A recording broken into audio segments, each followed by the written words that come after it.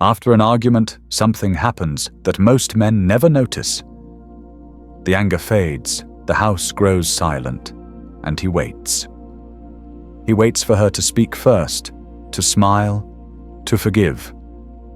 But she doesn't, she never does.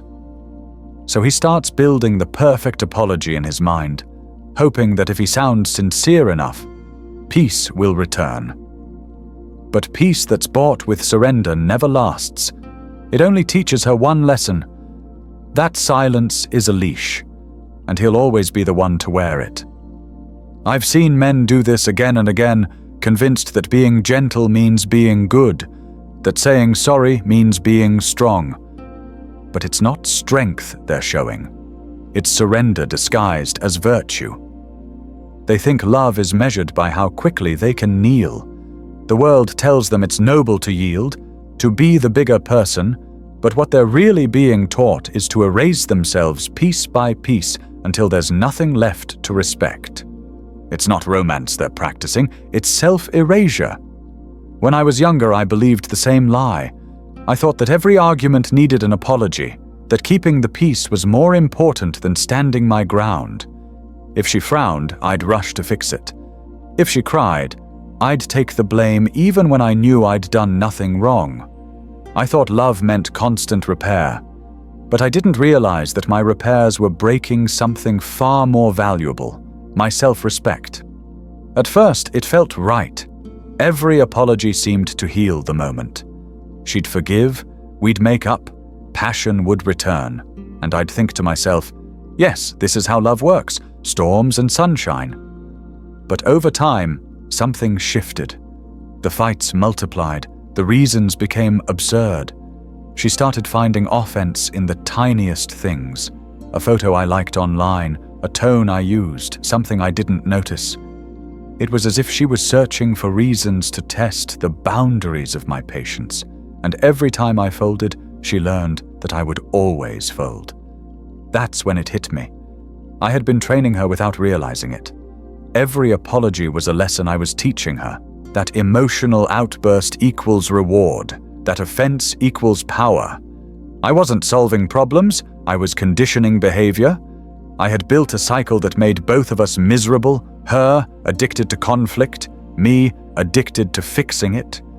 You see, love is not a classroom where submission earns you an A, it's a dance where both partners must keep rhythm. The moment one starts crawling, the dance becomes a spectacle of control. And no woman, no matter how kind or beautiful, remains in love with the man she can control. Attraction lives where respect does. The moment she realizes she owns your spirit, something in her desire for you quietly dies. But don't mistake me. Caring and submission are not the same. Caring means effort, not obedience. It means you notice the little things. You bring her coffee because you want to, not because you're afraid not to. It means you show up, you listen, you act from choice, not fear. Submission, on the other hand, is the death of choice. It's when your actions stop coming from love and start coming from guilt. I once had a friend, let's call him Daniel. For years, he was trapped in this endless apology loop. His wife would get upset over nothing. He'd apologize. She'd sulk. He'd bring gifts. She'd explode. He'd whisper forgiveness into the chaos. And when she finally left him, he couldn't understand why. But I always made peace, he told me. I never let her go to bed angry. And I said, that's the problem. You thought peace meant surrender. She didn't leave because you were cruel. She left because you were small. You see, women remember the emotional shape of every conflict. They may forget the words, but not the feeling of power or powerlessness that followed. When a man constantly kneels, she doesn't feel loved. She feels the thrill of control. That rush becomes addictive. The more he yields, the more she craves the victory. It's not malicious. It's chemistry. Adrenaline, dopamine, cortisol, nature's own reward system for emotional chaos. The storm becomes her favorite drug, and your surrender becomes her supplier. The tragedy is, most men don't even see it. They think they're fixing things, not feeding an addiction. They think they're calming her, but they're really teaching her that peace lives in his defeat. The more she rages, the faster he yields, the stronger the pattern grows.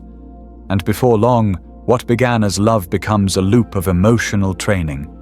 Once, purely by accident, I broke that loop. I was exhausted, overworked, barely able to keep my eyes open. She started one of those small dramas, something about where I'd booked dinner. Normally I'd have sighed, apologized, offered to change the plan. But that night I didn't have the energy for pretense. I looked at her and said, "I tried to do something nice. If you don't like it, choose another place. But I won't apologize for trying." She froze. No tears, no tantrum, just silence. Then, to my surprise, she laughed. She said, "There you are. I missed this version of you." That moment changed me. It wasn't that she wanted me to dominate her. It was that she wanted me to exist, to stand as a man with his own center, his own gravity. She didn't crave my apology. She craved my presence. When you stop apologizing for every ripple, something powerful happens. The water starts to calm on its own. But you must understand the difference between guilt and responsibility. When you truly do wrong, lie, betray, hurt, you must face it head on. Not with the coward's "I'm sorry," but with the man's "You're right, I failed you, and I'll make it right." There's honor in that. That's not submission, that's accountability. But when she's offended by smoke instead of fire, by perception instead of truth, that's not your burden to carry. That's her storm to weather. You can stand near it without being pulled inside. Conflict, you see, is not always the enemy. It's the instrument through which the truth of a relationship reveals itself. There are two kinds of storms, the ones that cleanse and the ones that destroy. One brings clarity, the other chaos, and you must learn to tell which is which before deciding whether to shelter or stand tall. Many women create storms because they're testing the sky. They want to see if it still holds. Is your presence strong enough to withstand her emotion? Are you the same man she fell for, or have you become a shadow molded by her moods? These tests are not cruelty. They are instinct. Deep down, a woman wants to feel safe in the presence of a man whose emotions do not crumble under pressure. That safety isn't built on wealth or words. It's built on composure. And composure is not silence. It's stillness with awareness. It's the ability to look chaos in the eye and say, "I see you, but I am not you." When you do this, something ancient stirs inside her. She feels the same magnetic pull she felt when she first admired you. That quiet strength, that emotional gravity. It's the same principle that rules nature itself. The wolf doesn't roar to prove his dominance. He simply stands still while the lesser ones bark around him. His calm is his crown. And that's exactly how conflict should be handled. Not with panic, not with surrender, but with the unshakable stillness of someone who knows his own worth. I learned that peace is not made by words, but by presence. The moment you stop chasing her calm, she begins to find her own. The moment you stop fearing her silence, she begins to speak again. Because silence, like fire, only grows when you feed it fear. And when that silence finally breaks, when she comes back from the storm she created, you'll notice something subtle but profound. Her voice will be softer, her eyes clearer, as if she's returning not just to you but to herself. That's what happens when you stop rewarding chaos. You give her space to meet her own reflection instead of seeing only yours. You stop being her emotional mirror and start being her mountain. Steady, silent, unshakable. A mountain doesn't chase the weather. It simply allows the clouds to pass. But this strength, this calm, doesn't come naturally to most men. We've been conditioned since boyhood to see peace as a reward we must earn. We're told to make peace, to keep peace, to apologize for disturbing it. Yet true peace can't be negotiated. It's cultivated through self-respect. You can't build peace on your knees. You build it by standing firm in who you are, even when the room feels like it's collapsing around you. There's a strange thing that happens when you stop apologizing for every emotional tremor. You start to see the truth hiding underneath the noise. You begin to see whether she's angry because she's hurt, or angry because she needs control. You see whether she's reaching for love or reaching for power. And most of the time, she doesn't even know the difference herself. Her mind tells her she wants attention, but her soul wants stability. That's what composure gives her, the medicine she doesn't know she's craving. I remember one woman I loved deeply. She was fire, wild, unpredictable, magnetic. Every week there was something new to fix, a storm to survive. For a long time, I thought that was passion, that chaos was proof of connection. But chaos doesn't mean depth, it means imbalance. I realized one night, as she yelled about something meaningless, that she wasn't really fighting me. She was fighting her own restlessness, her own need to feel alive. And I had been feeding it, mistaking volatility for intimacy. So I stopped, not with coldness, but with quiet truth. I said, "If peace feels like boredom to you, maybe you're addicted to noise." She stared at me, silent, because no one had ever said that to her. From that night on, something changed.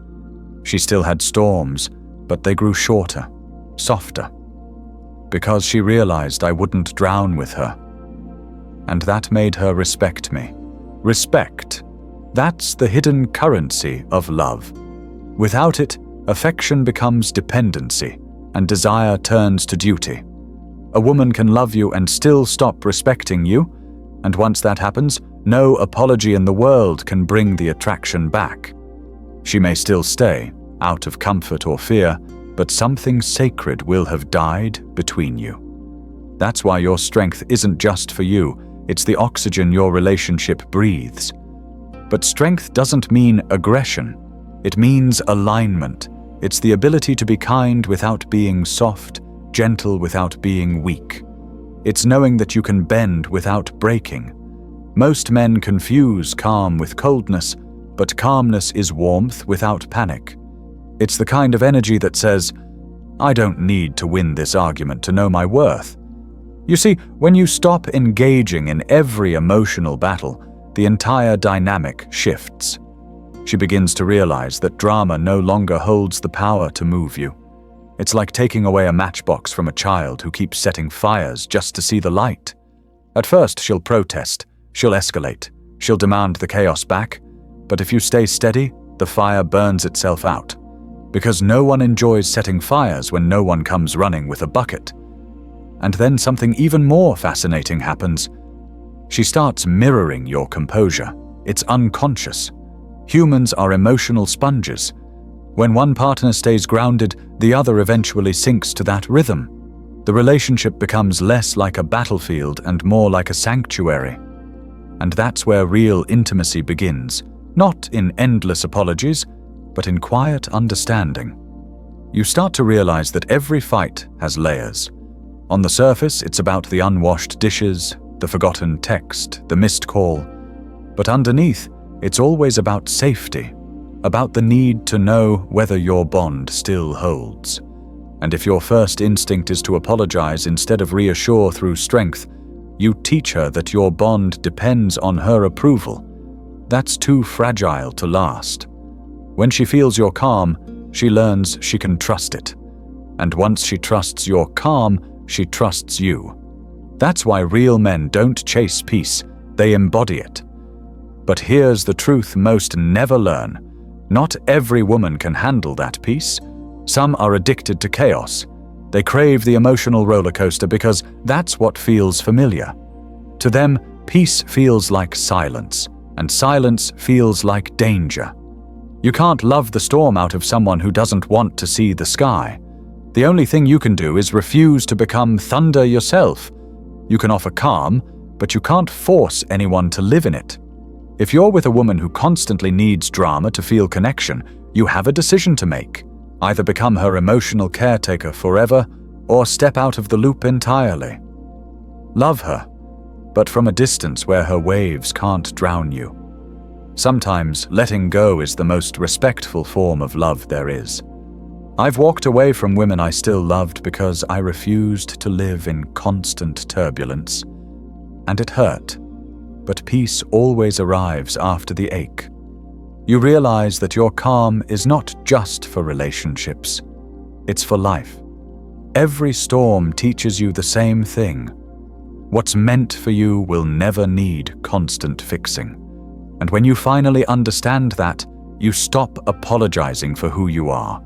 You stop shrinking to fit someone else's comfort. You stop fearing their silence, their distance, their disapproval. You start seeing every conflict not as a threat, but as a mirror. You look into it and ask, am I acting from fear or from truth? And slowly, conflict stops being chaos. It becomes clarity. The world will keep telling you to apologize, to smooth things over, to make peace quickly.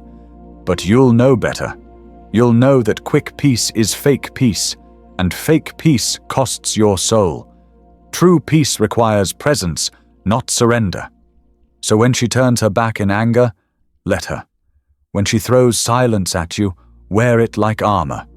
When she tests your patience, meet her eyes calmly, without resentment or fear. She may not like it at first. She may even hate it.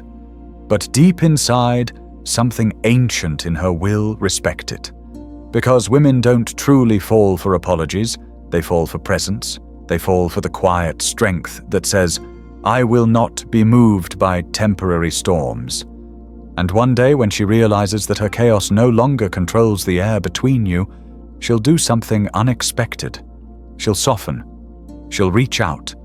She'll make peace, not out of victory, but out of recognition. Recognition that you are not her opponent, not her reflection, but her anchor.